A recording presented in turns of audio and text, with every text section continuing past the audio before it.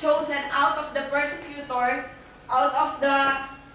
Siguro pa sabi nga ni Kuya Francis, every time na meron silang na-evangelize na maskulado, may pala pag pinatanggap mo, sobrang iyak, baka bumaha na ng luha. Hindi po ibig sabihin na ang isang tao ay matigas ay wala siyang natatagong kalambutan sa kanilang puso. Amen? Meron pa ako nabasa, sabi niya, if you are chosen daw po, you have to show daw po that you are chosen. And si Paul po, ginawa po niya yun. After he has chosen, kagad-agad po nagsalita siya, nag-speak siya. Pero even, tinatawag po natin baby Christian si Paul that time, o tayo, pagkakakilala natin sa Panginoon, even baby Christian tayo, ay meron po tayong right to speak about Jesus. Paano po natin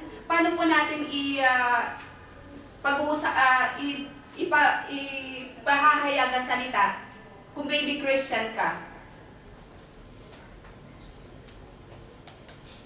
Dun-dun-dun.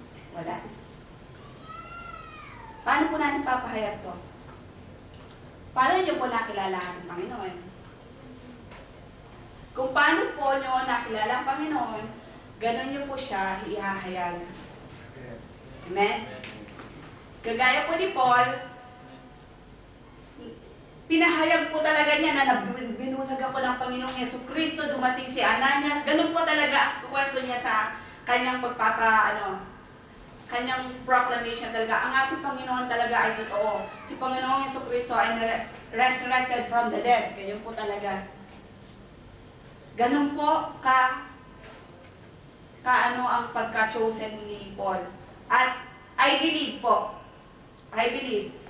bawat isa po dito na nakikinig, you are chosen by God to sit there.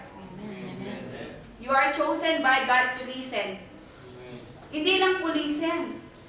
I believe God is with you right now. As kung gano'n po siya na kay Paul during that time, nasa atin din po siya. Because God is yesterday, today, and tomorrow. Amen?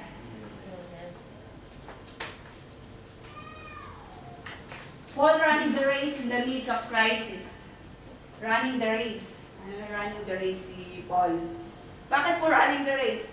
Kasi po, yung mga during that time, ang mga tao po ay kailangan nilang, pag may nakita nila silang mga guard, takbo na po sila. Kahit nagsasalta sila during that time, ganyan.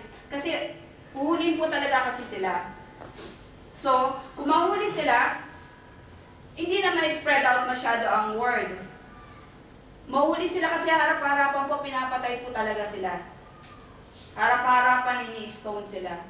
So, hindi po katulad dito sa Saudi daw po, pag nag-church kayo doon, talagang wala daw dalang Bible.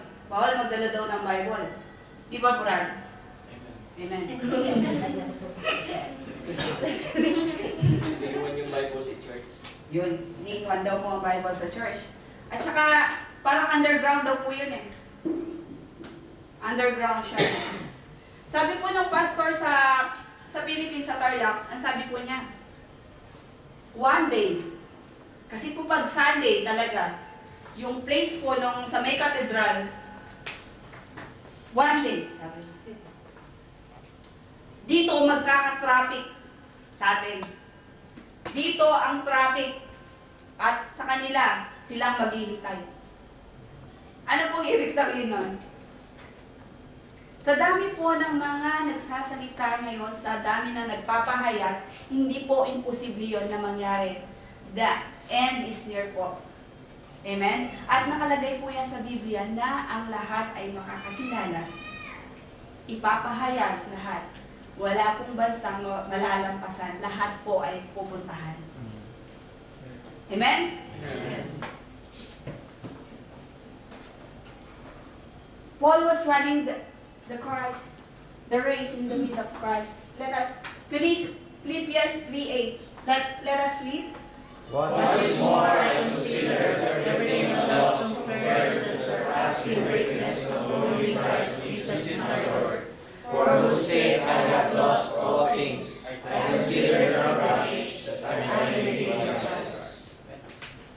Balik po.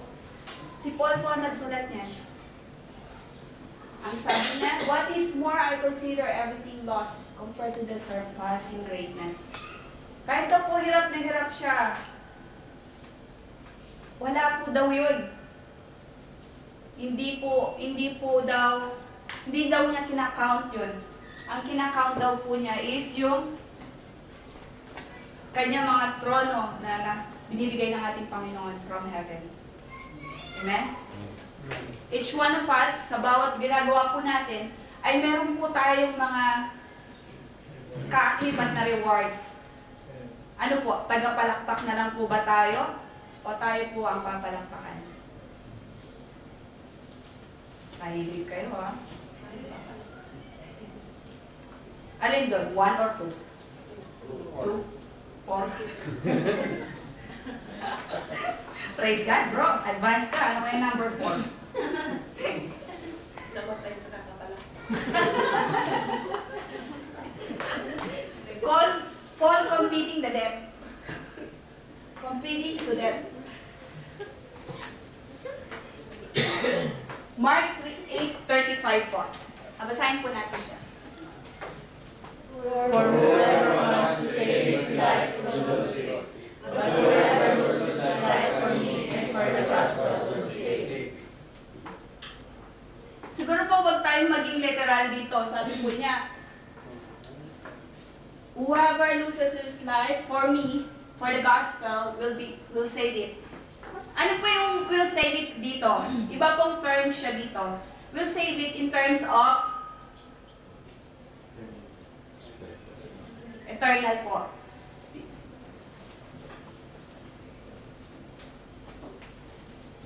Nagets po natin?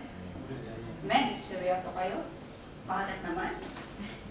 So, at the end po, meron pong magandang sinabi si Paul dito. Napakagandang pong verse niya. Sa 2 Timothy po. 4:7. Let us read. I have competed well, I have finished the race, and I have kept the faith. Amen. Paul has completed well. Siguro completed well, during our competition po, kung halimbawa, meron po tayong mga competition, race competition. During race competition, we have completed well, sabi po ni Paul. Even dumadaan siya sa race na nag-stumble siya, still keep on standing and run again.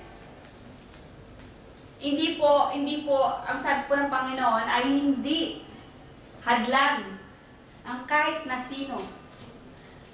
Ang nabasa ko, sabi niya, no one can hinder, sabi niya, no one can hinder God on this earth, sabi niya. Si Paul po, sabi niya, sabi po ni Lord, dadalhin siya sa Rome, which is nagkatotoo. Sabi po ni Paul meron po siyang, sabi ni Paul sa isang tao, sabi niya, nagkatotoo ang sinabi ng Panginoon that no one can hinder in this world sa mga sinasabi niya.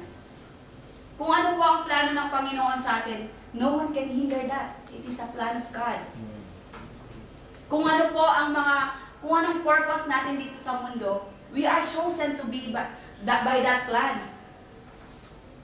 God has chosen us, hindi po natin siya chinus.